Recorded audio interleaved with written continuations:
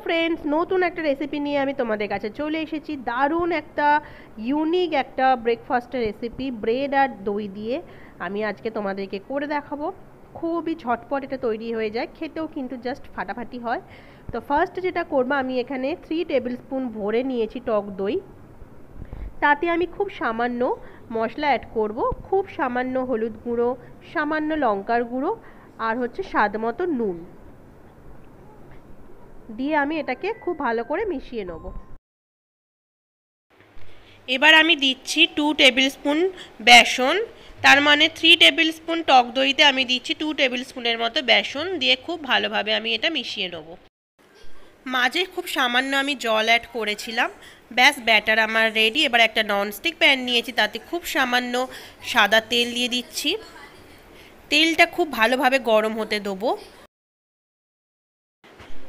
তেলটা ভালোভাবে গরম হয়ে যাওয়ার পর গ্যাসের ফ্লেমটা আমি করে দেবো স্লো।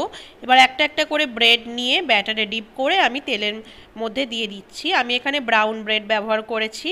গ্যাসটা করা থাকবে স্লো, একদম স্লো ফ্লেমে এটাকে করতে হবে। 2 মিনিট পর আমি এটাকে উল্টে নেব।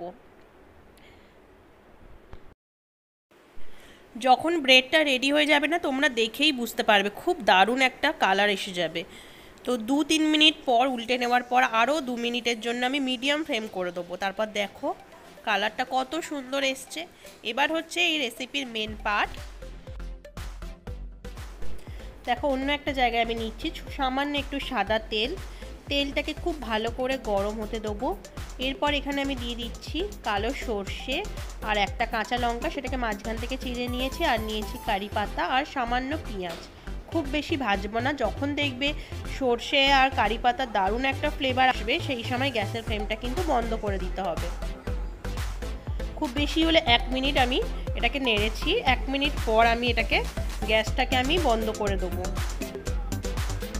আর একটা রিকোয়েস্ট তোমাদের কাছে আছে, যারা নতুন আছো আমার চ্যানেলটা এখনও সাবস্ক্রাইব করোনি, ঝটপট আমার চ্যানেলটা সাবস্ক্রাইব করে লাইক করে প্লিজ আমার পাশে থেকো।